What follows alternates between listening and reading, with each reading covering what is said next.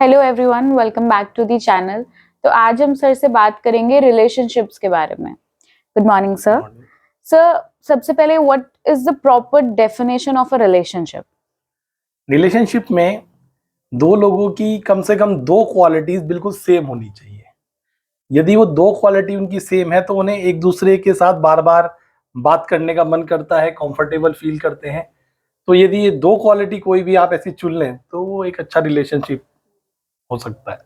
Sir, कोई चार ऐसे कंपोनेंट जो किसी भी रिलेशनशिप में होने ही चाहिए? सबसे पहला अंडरस्टैंडिंग, दूसरा एक्सेप्टेंस, तीसरा लिसनिंग और चौथा non judgemental. Non judgemental is very very important, क्योंकि जज होने के कारण ही सारे रिलेशनशिप बर्बाद होते हैं। सर, एक गुड रिलेशनशिप क्या होती है, एक अच्छी रिलेशनशिप? अच्छी रिलेशनशिप ये होती है कि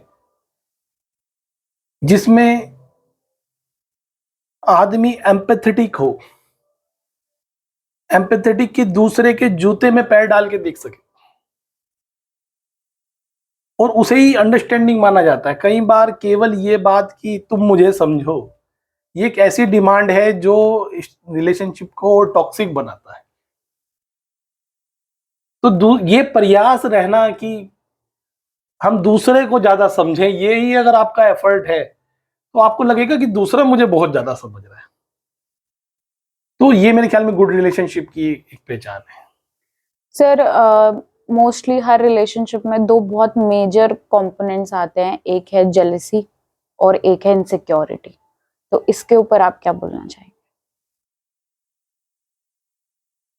देखिए, जेलसी क्यों होती है? क्योंकि हम किसी चीज पर अपना अधिकार चाहते हैं, और वो कोई और उसको कुछ भी टच करने की कोशिश करे तो हमें जेलसी होने लगती है। और इनसिक्योरिटी भी सेम कारण से होती है कि हम अधिकार चाहते हैं, हमें इनसिक्योरिटी रहने लगती है, कहीं वो छूट ना जाए, चली ना जाए। सर, किसी भी रिलेशनशिप को स्ट्रॉन्ग कैसे कर सकते हैं? स्ट्रॉन्ग करने के लिए जो बहुत ही इंपॉर्टेंट वर्ड है वो है एक्सेप्टेंस, स्वीकार। क्योंकि आप जैसा संसार में कोई नहीं है, 7.5 बिलियन में भी आप जैसा कोई नहीं। तो जब आप दूसरे व्यक्ति में, जब कुछ समय रिलेशन शुरू में तो अच्छा ही लगता है, जब रिलेशनशिप आगे चलने लगता है तो आदमी कमियां भी ढूंढने लगता है, इसमें ये कमी है, इसमें ये कमी है, उसे जज करने लगता है। तो वो रिलेशनशिप खराब होने लगते हैं। तो जितना ज्यादा एक्सेप्टेंस आपके अंदर रहेगा, स्वीकार भाव रहेगा कि तुम जैसे भी हो, क्योंकि आपने उसे चुना तो आपने ही है ना उसको, तभी तो रिलेशन चल रहा है। तुम जैसे भी हो, तुम मुझे स्वीकार हो, तो वो रिलेशन हमेशा ही सदा अच्छा चलता है। सर, आपने मेंशन करा अभी कि शुरू में चीजें सही होती है और फिर आगे चलकर खराब होने लगती है। तो इस चीज का क्या सॉल्यूशन है कि वो मेंटेन रहे, वो चीज की बैलेंस वो कैसे मेंटेन रखा जा सकता है? शुरुआत में आप जजमेंटल कम होते हो, स्वीकार ज्यादा करते हो किसी को भी, कि उसके अंदर कमी भी आपको पता है कि कमी है, लेकिन आप कहोगे कि कोई बात नहीं, आई एक्सेप्ट दिस थिंग। लेकिन जब थोड़ा थोड़ा समय गुजरता है तो आप उसकी कमियों पे फोकस करने लगते हो कि कहाँ कहाँ कमियां है। और दूसरे व्यक्ति को कभी भी अच्छा नहीं लगता कोई से जज करे, उसकी कमियां बताए। हर व्यक्ति को जो उसको जैसा है वैसे ही स्वीकार करेगा, तो वह व्यक्ति आप देखेंगे चेंज होने की भी बहुत कोशिश करता है स्वयं से ही, कि दूसरे को तकलीफ हो रही है, मैं भी इसको चेंज करूं। सर, अब थोड़ा डार्क साइड ऑफ रिलेशनशिप के बारे में मैं बात करना चाहूंगी कि आजकल के टाइम में मोस्टली ऐसा होता है, जो यंगर पीपल होते हैं they are more attracted towards the older people, adults की तरफ। उसका क्या कारण है? देखो, मैच्योर पर्सन तो सबको ही पसंद है, मैच्योर पर्सन सबको पसंद है।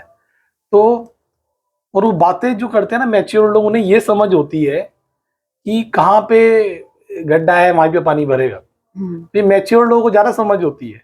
तो जो भी नए नए हैं वो कई बार उसमें वो नासमझी के कारण उधर अट्रैक्ट हो जाते हैं, बाद में समस्याएं ही होती हैं इस बात पे। लेकिन इसमें व्यक्ति भूल ही जाता है कि वो किस एज का है दूसरा, उसकी मैच्योरिटी के ऊपर और उसकी समझ के ऊपर आकर्षित हो जाता है, क्योंकि हर व्यक्ति चाहता है कि उसको समझा जाए। तो सर, क्या ये चीज सही है? बहुत गलत है। बहुत गलत है, क्योंकि एक 20 साल की अगर लड़की है और उसका 45 साल के किसी व्यक्ति से भी अफेयर हो जाएगा, उसकी भी फैमिली है और इसकी भी फैमिली है, इसकी फैमिली कभी अलाउ नहीं करेगी कि आप एक 45 साल के व्यक्ति से मैरिज करें। स्थिति तो दोनों को ही पता है, लेकिन अब मन स्थिति ऐसी हो गई है कि कंट्रोल नहीं रह गया है। ना लड़की ही उसे छोड़ पाती है, ना वो जेंट्स ही उसे छोड़ पाता है। अब दोनों ऐसे फंस जाते हैं इस ट्रैप के अंदर कि आगे आगे जाके फैमिलियां भी उलझती हैं और बहुत नुकसान होता है, बहुत नुकसान। मतलब इतना जो प्लेजर के लिए गए थे, सुकून के लिए गए थे, वो कहीं पीछे छूट जाता है और ऐसा नुकसान होता है कि कई बार सुसाइड तक अटेम्प्ट होती हैं इनमें। तो ये सब मेरे ख्याल में बेकार की चीजें हैं, इसमें कुछ नहीं रखा। सर जैसे एक पोजेसिवनेस होती है रिलेशनशिप में अपने पार्टनर को लेकर, उसको हम कैसे ओवरकम कर सकते हैं? किसी पे आपका अधिकार नहीं है, कैसी बात करते हो? एक पेरेंट्स का भी अपने बच्चों पे अधिकार थोड़ी है। उन्होंने पैदा किया है तो वो एक जबरदस्ती थोड़ी बच्चे ने कहा था मुझे पैदा करो आप। अधिकार इस संसार में किसी का भी किसी चीज पे नहीं है। आपका अपने शरीर पे अधिकार नहीं है, ये भी छोड़ के जाओगे आप। अधिकार क्या होता है? ये क्या है कि पागलपना है मेरे ख्याल में। इसे लव का नाम दिया जाता है। इन बेवकूफियों के चक्कर में और हर्ट बढ़ते हैं और जेलसी बढ़ती है और ज्यादा हॉट एक्सचेंज होते हैं, आर्ग्यूमेंट होते हैं और फाइनली व्यक्ति जो लाइफ में करने आया है, आगे बढ़ने आया है, उसको छोड़ के इनमें उलझा रहता है छोटी सी चीजों के अंदर। तो ये अधिकार रखना दूसरे के ऊपर, उसको कि उसकी बात माने और सुने, ये बहुत ही वाहियात चीज है रिलेशनशिप के अंदर। इसे किसी को नहीं करना चाहिए। सर ये कहा जाता है कि हर इंसान एक मास्क के पीछे रहता है, तो जो उसका असली ट्रुथ होता है, जो सेल्फ होता है, क्या वो कभी अपने पार्टनर के सामने वो आता है like through out the life, या फिर वो हमेशा एक छुपा ही रहता है? और अगर आएगा तो उसके क्या कॉन्सिक्वेंसेस हो सकते हैं? छुपा ही रहता है और छुपना ज्यादा बढ़िया है। कई बार लड़कियां क्या करती हैं कि मेरे 3 अफेयर है, बता देती हैं अपने बॉयफ्रेंड को, या शादी की पहली रात बता देते हैं कि मेरे तो 2 बॉयफ्रेंड थे। क्या बहुत अच्छा काम किया आपने। आपने अपनी जिंदगी में जहर घोला है। कोई आपका रिलेशन था, ये आपका अपना पर्सनल बात थी और रिलेशन हो जाता है। ये थोड़ी आपने पार्टनर को जाके अपनी ऑनेस्टी जाके बता रहे हो कि हमने तो सारी बात बता दी, तुम भी मुझे अपनी बात बता दो। कभी भी ऐसा मत करना।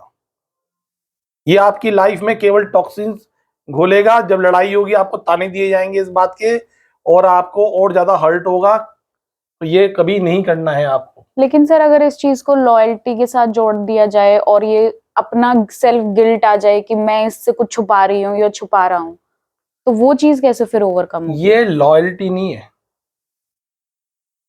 ये इंसान, हम लोग ह्यूमंस हैं। आपने जब वो नहीं था आपकी लाइफ, हमने चोरी नहीं की। अगर वो आपकी लाइफ में था, वो तब भी आप किसी और से अटैच हो, तब आप आपके अंदर गिल्ट आ रहा है, मैं मानता हूं, तब बात है। जब वो व्यक्ति उस समय आपकी लाइफ में था ही नहीं, कोई और व्यक्ति आपकी लाइफ में था, तो आप उसे डिच कहाँ कर रहे हो? और ये बात बता के उसे कौन सा सुकून दे रहे हो, वो भी जलेगा अंदर। कौन चाहेगा कि उसकी पार्टनर किसी और के साथ अटैच हो? बताओ आप, कौन चाहेगा? सर कोई नहीं चाहता। हर व्यक्ति चाहता है कि उसकी पार्टनर मतलब जो है किसी और से उसका रिलेशन ना हो। ये आदमी को सुकून देती है ये बात। आप इसे बता के क्या फायदा ले रहे हो? एक फायदा तो बताओ। गिल्ट की क्या बात है इसमें? आप ह्यूमंस हो, आपके जब नहीं था तो हुई बात। सर मोस्टली केसेस ऐसे भी होते हैं जिसमें हम अपने पार्टनर के साथ होते हैं और during that time we get attracted to someone else, वो उसका क्या रीजन होता है? रीजन वही है कि इंसान जो है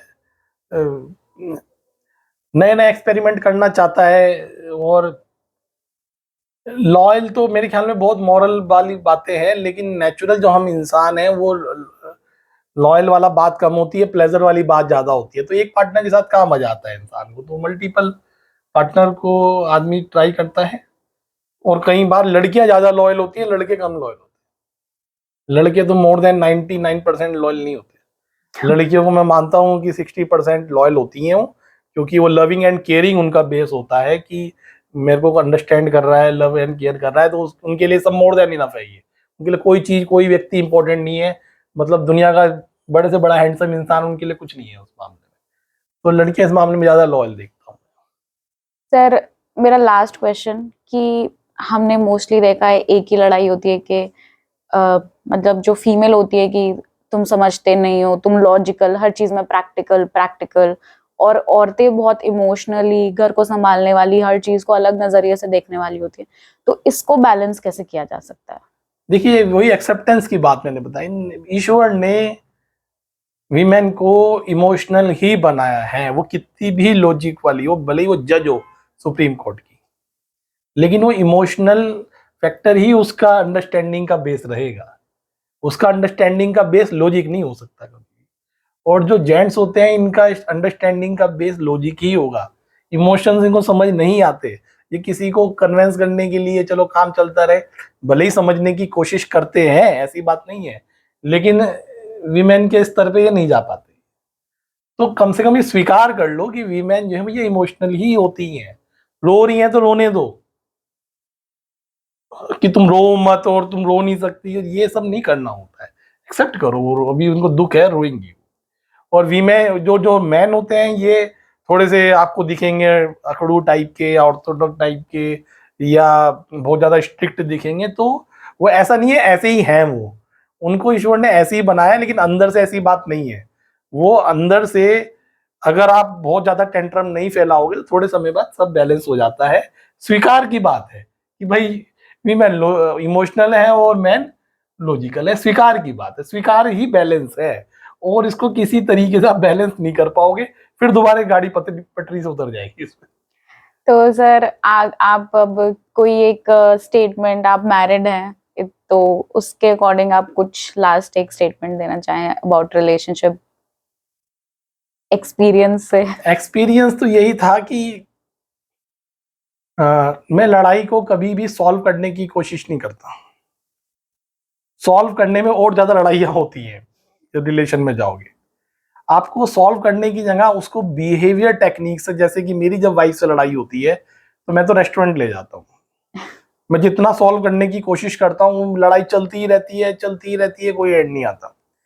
उसे रेस्टोरेंट ले जाऊँ, वहां भी बोलती रहती है, को सुनता बहुत हूँ, फिर मैं बोलना बंद कर देता हूँ। फिर मेरे को सुनना होता है, कुछ भी बोलती नहीं, चाहे मेरे पेरेंट्स के बारे में, इसके बारे में, मैं कोई लॉजिक नहीं लगाता कि ये इसका मतलब ये होगा, बस मैं सुनता रहता हूँ। तो जब मैं सुनता रहता हूँ और उसको जो एनवायरनमेंट चेंज करता हूँ, जैसे रेस्टोरेंट ले जाना, मुझे पता है हो सकता है अलग अलग सबका तरीका हो, लेकिन जो आपको एक सेटअप सॉल्यूशन करने की जगह पूरा ही मूव कर देना है वो, और सुनना है, ये दो चीज आप करोगे तो आप देखोगे कि आपका रिलेशन फिर दोबारा पटरी पे आ गया, फिर उतर सकता है, ये चलता रहेगा। पटरी पे आती रहेगी गाड़ी और फिर उतरती रहेगी, ये लाइफ का ऐसे ही ट्रैक चलता रहेगा। लेकिन आपको बार बार ट्रैक पे लाना भी आना चाहिए, ये थोड़ी उतर गई तो उतर ही गई और आप डिवोर्स तक पहुंच गए हैं या कुछ, लेकिन आपको दोबारा वापस लाने का स्किल आना चाहिए। और यही लाइफ स्किल है, that is a life management. क्योंकि बिना अच्छे रिलेशनशिप के आपके पास कुछ भी हो, आपको कभी लाइफ में मजा नहीं आएगा, एंजॉय नहीं आएगा। हम सब सोशल बीइंग हैं, जब हमारे 2 4 5 जो पर्सनल लोग हैं, जब वो खुश होते हैं, हमें सबसे ज्यादा खुशी तब होती है, बाकी और किसी चीज से उतनी खुशी नहीं होती, मेरा ऐसा अनुभव। Okay, sir. Thank you so much. Thank you. So these were some questions regarding relationship. So अगर आपको कुछ भी पूछना है, you have your doubts or queries, आप नीचे कमेंट में पूछ सकते हैं, and you can even call on the given number for further information. Thank you so much. Thank you, good.